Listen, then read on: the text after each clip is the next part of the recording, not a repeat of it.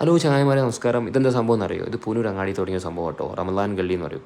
അപ്പോൾ ഞാൻ നാട്ടിൽ വന്ന സമയത്ത് ജസ്റ്റ് ഒന്ന് പോയൊക്കെയാണ്. ഇതിൽ പോയപ്പോൾ ഒന്ന് കയറിയാണ് നോക്കുമ്പോൾ ഈ റമദാൻ ഗള്ളി എന്ന് പറഞ്ഞിട്ട് ഇവർ എന്താ പറയുക, ഉപ്പുമാങ്ങ, മാങ്ങ ഉപ്പിലിട്ടത്, അതേപോലെ കാടമുട്ട, അതേപോലെ അങ്ങനെ ഒരുപാട് സാധനങ്ങൾ, രാത്രി കുലുക്കി സർബത്ത്, ഈ സാധനങ്ങളൊക്കെ കൊടുക്കണം. അപ്പം സംഭവം എന്താ വെച്ചാൽ എത്രയേ ഉള്ളൂ, 11 മാസം നമ്മൾ എന്ത് ചെയ്യുന്നത്, ഭക്ഷണം കഴിച്ചിട്ട് ഒരു മാസം നമ്മൾ വ്രതം അനുഷ്ഠിക്കുന്നത്, നോമ്പ്.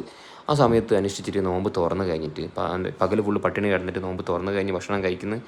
അപ്പോൾ രാത്രി വന്നിട്ട് ഭക്ഷണം അടിച്ചു വിടുകയാണ്. കാരണം അപ്പോൾ ആൾക്കാർ ഇപ്പോൾ ഒരു മാസം വ്രതം എന്ന് പറഞ്ഞു കഴിഞ്ഞാൽ അത് അള്ളാഹിലേക്ക് അടുക്കലാണ്, ഖുർആൻ ഓതലും അള്ളാഹിലേക്ക് അടുക്കലാണ്. ആ സമയം എന്താ പറയുക, വീട്ടിലിരിക്കുന്ന പെണ്ണുങ്ങൾ, തറാവിക്ക് പോകേണ്ട പെണ്ണുങ്ങൾ, അതേ ആണുങ്ങളായിക്കോട്ടെ, ഇവിടെ വന്നിട്ട് വൈബടിക്കുകയാണ്. ഞാൻ മനസ്സിലാക്കിയാണ്.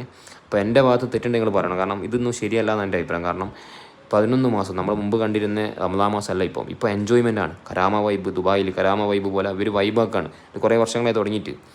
അപ്പോൾ ഇവിടെ വന്നിട്ട് പെണ്ണുങ്ങൾ എന്താ പറയാണ്ടവരാ, പെണ്ണുങ്ങളൊക്കെ വന്നിട്ട് ഇവിടെ വന്നിട്ട് ഭക്ഷണം കഴിക്കുകയും അടിച്ചുപൊളിയും വൈബാണ്. പകൽ പട്ടിണി കിടക്കുന്നു, എന്നിട്ട് നോമ്പ് തുറന്ന് കഴിഞ്ഞിട്ട് ഭക്ഷണം കഴിക്കുന്നു. അതുകൂടാതെ ഇവിടെ വന്നിട്ട് അടിക്കുന്നു. ഇപ്പോൾ ഈ വ്രതം അനുഷ്ഠിക്കുന്ന എന്താ കാര്യമുള്ളത്? ആ സമയത്ത് പടച്ചോനിലേക്ക് എടുക്കാൻ വേണ്ടിയിട്ട് ഖുർആൻ എടുത്ത് ഓതുക, അല്ലെ പിന്നെ തറാവിക്ക് പോവുക, അതൊക്കെ അല്ലേ ചെയ്യേണ്ടത്?